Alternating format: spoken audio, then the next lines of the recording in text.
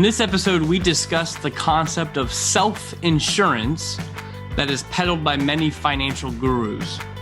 And we'll also discuss how the economic value of certainty can improve the quality of your life. She's Holly, and she helps people find financial freedom. He's Nate. He makes sense out of money.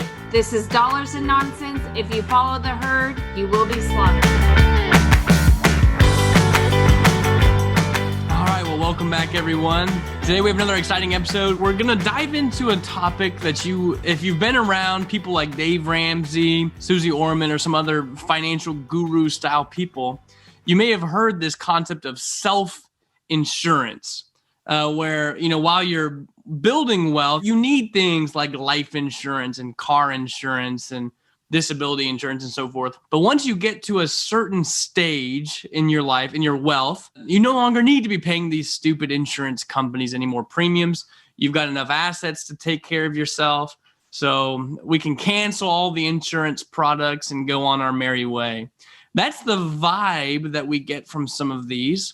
And Holly and I, we disagree with quite a bit of what they are suggesting when they talk about the concept of self-insurance.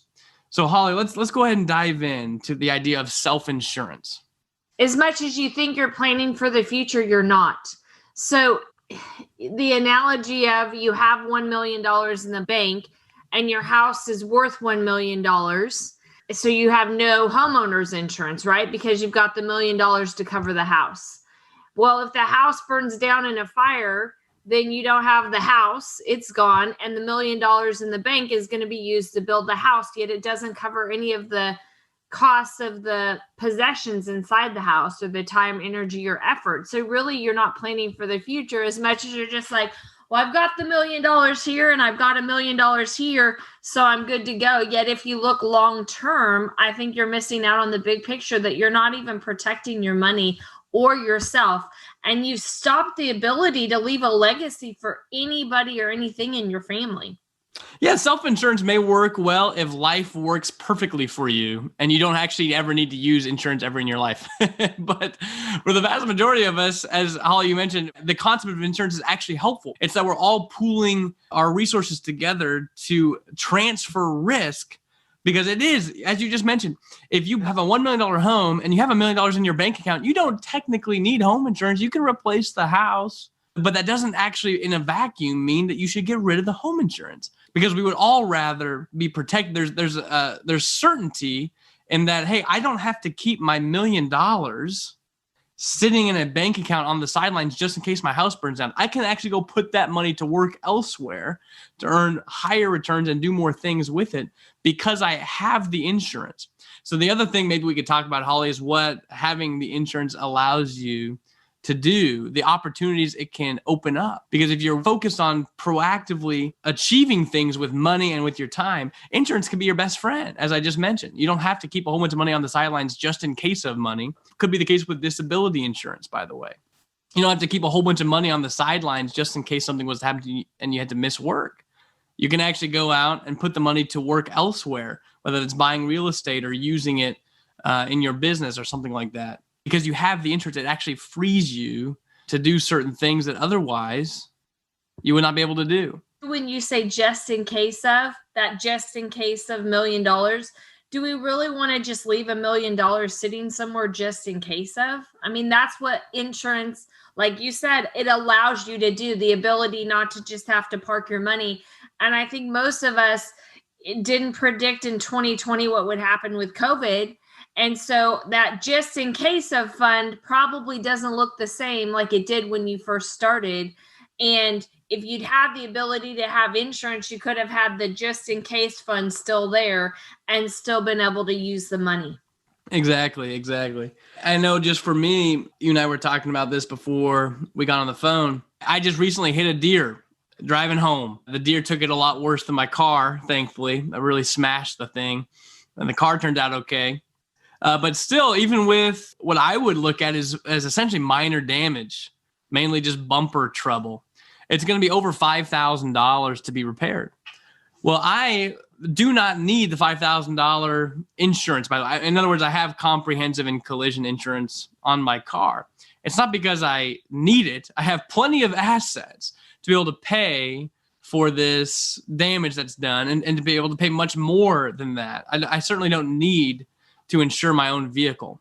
However, just the fact that I own the insurance brings this level of certainty to my life and freedom to where all I have to do is just drop the car off at the shop and let the insurance company take care of the cost. And that does something to me inside where I don't always have to have this contingency fund for car repair or car damage because I'm just choosing to self-insure. I don't have to prepare for it myself. I enjoy that level of certainty. I enjoy that. It's allowing me to be free with my money, not have to keep things on the side. And I enjoy this life. I enjoy it better knowing certain things are covered. And I don't think we can go any further, Holly, than with the world of whole life insurance, which I think is where a lot of these gurus kind of attack the world of insurance. Is quite a bit of the time it's in the world of life insurance. They say, hey, you only need it until you get to a certain point. And then if your family can be taken care of upon your death because of the assets you've built up, then you no longer need it.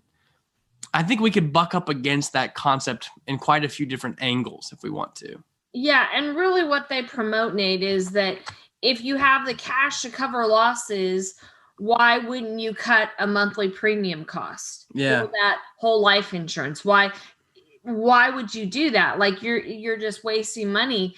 Yet the reality is that when you have, and this is one of the points in this, when we have life insurance, it actually transfers the risk and it saves you money in the long run, whether you believe it or not. It doesn't just save you money, like Nate said. I'm going to say it saves time.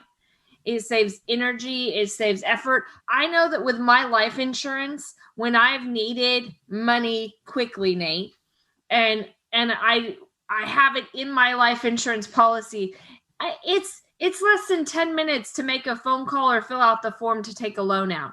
Yet if I had to go to the bank and do all of that, what a pain. The fact that the life insurance can actually grow your money for you, so it's growing tax-free, yet you have the freedom to still be able to transfer the risk and cover your costs. I mean, I think you're killing more than a couple birds with one stone. Yeah, I think you're right. I mean, one of the things that's big to me on this whole value of just being certain of what's coming is if you have transferred a lot of the risk in your life to other people, that completely frees you to be able to focus on the things that actually produce a lot of value in your own life. So if you already know that a premature death or disability or car wreck or home burning down is just completely taken care of due to this concept of insurance, then that allows you to just be a far more productive person. So that's why you find a lot of businesses and business owners typically have many different forms of insurance because they're trying to protect against the unexpected. That doesn't mean they're not wealthy. It doesn't mean that the unexpected, they couldn't actually pay for it out of pocket if something was to happen. But as soon as you buy the policy that covers something that's unexpected that might come your way, it immediately frees you knowing that it's completely taken care of, and your resources can then be invested elsewhere to produce a higher return or value to you in whatever way that you would want to do it for. And that's the same thing with whole life insurance. Essentially, as we've talked about, the self-insurance, people would say the premium, you got to get rid of that thing. Instead, you've got enough money, cancel that, take that premium, put it to better use elsewhere. And what's funny is I think Dave Ramsey, Holly, is probably one of the biggest proponents of self-insurance, especially with life insurance. And I remember him talking about it one time. And I don't mean just to fight Dave Ramsey. As I've said plenty of times, there's a lot of things that he says that I agree with. There's plenty of things I don't agree with. I don't think he's just a bad guy. I'm not trying to attack him. I just thought it was funny when he was talking about this whole idea of self-insurance, that once you get to a certain point, then you'll be wealthy enough to where you won't need life insurance. You can just cancel it. But in the process of talking about that, he then mentions that he actually still owns a $2 million term life insurance policy. And the guy was like, well, why do you do that? You've obviously, if anyone is following your rules who wouldn't need this, it would be you, Dave. And Dave said he owns it just because his wife wants it. His wife wants him to have it. And I'm like, bingo, that's it. There's never a time where someone is on their deathbed and they're wishing they didn't have the insurance. I don't care if you're 40 or if you're 80 or anywhere in between. There's never a time where your family members kind of wish you would have canceled that thing. I mean, there's never a time you wish you didn't have it. And that's exactly what's going on here. They certainly don't need it. But if he was to pass away prematurely, his wife, though she would probably be okay, maybe she wouldn't want to start spending down their assets just to survive because the income is no longer coming in from Dave. Maybe she would like to spend down the death benefit of this policy. That way she can preserve their assets and not have to use that money to survive. And that's the definition of insurance. And it seems good enough for him, yet he's out there telling the world you probably don't need it after a certain point. It's sure, you might not need it, but the question is, does it produce value to you to own it? In which case I would say absolutely. Are you still stuck in insecurity and uncertainty? Do you want to feel like a financial genius and confident about your future? Holly and Nate have prepared something exclusively for Dollars and Nonsense listeners. It's called the Secret Banking Masterclass. You can gain free access to this course by visiting livingwealth.com/secretbanking. That's secret banking, all one word. The course will share with you how the conventional system stacks the deck against you, and exactly how to break free from their system. We believe in challenging the status quo. We believe in defying conventional wealth tools while maintaining traditional values. After all, most of those conventional tools only ever seem to make someone else on the inner circle rich. Visit livingwealth.com/secretbanking. That's secret banking, all one word. Ease your worry and start your journey towards security today. Visit livingwealth.com/secretbanking. Now, back to the great episode with Nate and Holly. Here's another thing to think about. If you've saved the $1 million or $2 million reserve, Nate, like you said, it's not protected. It's not protected at all. Somebody could sue your family, could go after you, had debts that piled up that they still want to be paid off, and they can go after that asset that you saved. With a life insurance policy, at least the death benefit goes to the beneficiary. Exactly. And there's no way it can go to any creditors or anything of that sort. Yeah, it's protected to an extent. And I say protected because in all reality, how quickly does that money go? And you might have $1 million today and think that's enough for in the future. But I'll say I talked to a couple this morning, Nate, and the mom said, hey, why don't you buy a life insurance policy on me? And she's 85 years old. So even at that age, she is still thinking long-term of what is best for my family. And she has some policies, which I was just amazed. She has some policies and said, well, see if I'm insurable. Right? See if I'm insurable, you guys should have a policy on me. She's not thinking, hey, I'm near the end of my life and I got the money in the bank and I've got these other policies. She's thinking, hey, this is beneficial even to my son and my daughter-in-law. And I think that mentality of not insuring yourself, but knowing that you're insured through life insurance, that spreads the risk. And I'm going to say the wealthy, Nate, the very, very wealthy, they own whole life insurance. They're not dumb. They're not stupid. They've taken their money and they've put it somewhere where it's protected. And they didn't just leave it in a bank, letting the bank use all their money. That's not how they got wealthy to begin with. That's right. There's something in my own personal life where I own a ton of life insurance, especially. I own a ton of it. And there's just something about the day that you sign this policy that no matter what happens, there is going to be a huge check, whether it's tomorrow or 50 years from now, paid to my beneficiaries, whether that's my wife, whether that's my children, whether that's my grandchildren. From day one, there's a certainty there that doesn't exist anywhere else. Not even in the world of term insurance, because that is obviously only there for a period of time. But as soon as you buy an IBC policy, a whole life policy, there's certainty that it doesn't matter if it's tomorrow or 50 years, there's going to be a large check sent to my beneficiaries. And then on top of that, what you and I mainly focus on via the cash value, there's also a certainty that every single year, my cash value is going to increase guaranteed without fail. As soon as I sign the contract, I know exactly what my guaranteed cash value is going to be 20 years, 30 years, 40 years, 50 years down the road. And there's nothing else like it, but that's what insurance can do. It produces certainty, whether that's home insurance, whether that's disability insurance, whether that's car insurance, or whether that's in the realm of life insurance. There is true value that can come from knowing, from looking into the future and knowing exactly, come hell or high water, that this thing is going to pay out when I need it. That's what insurance is all about at its core. Now, you and I don't talk a lot about it in that way because we're so focused on the banking concept. I've spoken to some clients and they brought up this idea of, well, I don't need the insurance or something like that. And it was like, okay, but do you want it? I mean, it's like, you might be able to pass away and your family would be able to survive without it. The same as Dave Ramsey's family. But is it possible that there's a real reason to own it, that it produces value, not only in the cash value, but in the certainty of the death benefit? And we could keep going on and on about it. I don't need to go on a ton of rabbit trails, but there's certainly value to it. Doesn't actually matter how wealthy or poor you are. There's a big need for it across the board.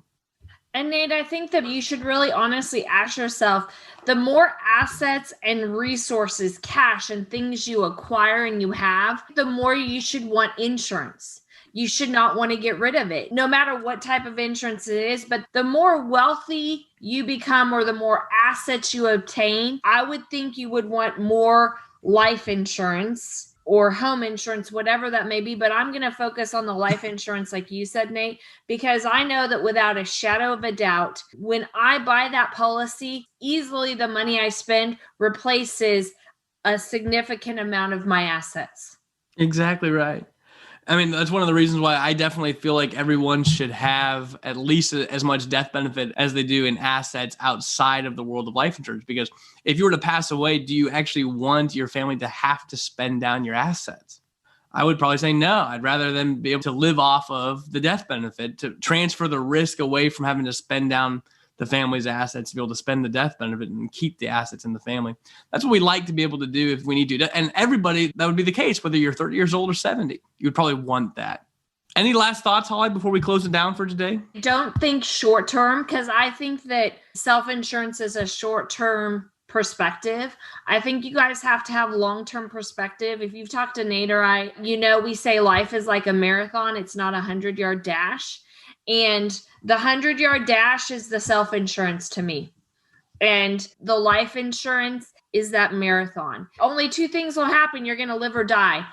Well, if you're going to live, then I think you have to have life insurance. And I think the self-insurance negates any of that mindset of thinking futuristic and legacy-wise. I think it just stops the growth of your money and it stops your ability to really be able to provide for yourself now and in the future. Yeah, that's definitely a great point. And with that being said, this is Dollars and Nonsense. If you follow the herd, you will get slaughtered. For free transcripts and resources, please visit livingwealth.com/E110.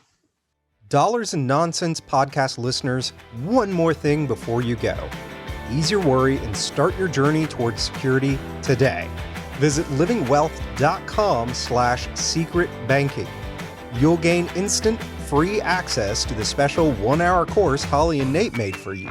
Again, that's livingwealth.com/secret banking.